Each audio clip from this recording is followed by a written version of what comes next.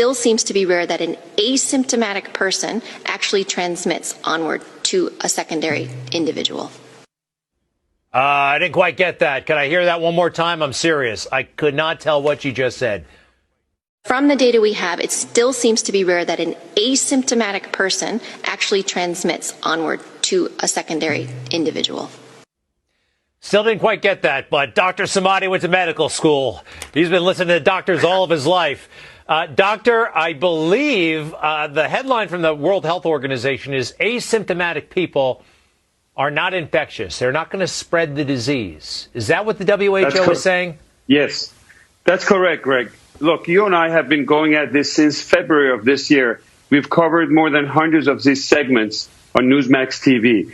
The most important segment about what we're going to be talking about COVID is probably tonight, because they're taking a 360-degree turn, and WHO is announcing, and this is a big news, that asymptomatic people out there are not contagious. Remember, because we didn't know who would be passing this virus or not, we made everybody do something called social distancing. This is a new word that you've heard of it, and it came to our life a few months ago. We made everybody across the board to wear masks. At the beginning, we said if you have symptoms, you wear the mask to protect others, and then we gave in because CDC and everybody kept changing back and forth.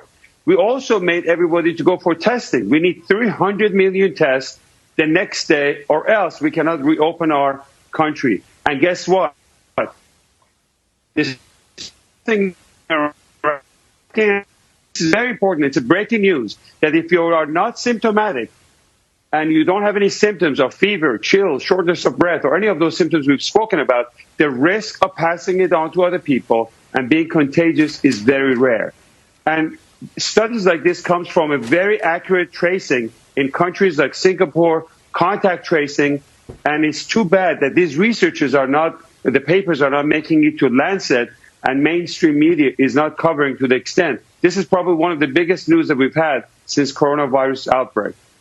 It's good news. That means really we can visit people that we weren't able to visit. You know, you didn't want to go around somebody of a certain age because you could be carrying it without knowing it. This is good stuff. Thank you for that, Doctor. Greg, the big thing is that the panic and hysteria is out the door. We can reopen our America.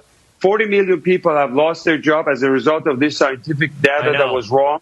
This is very big news for the country, Greg. Dr. Samadi, I like it. And for the world. You know what? It's a pandemic all over the world.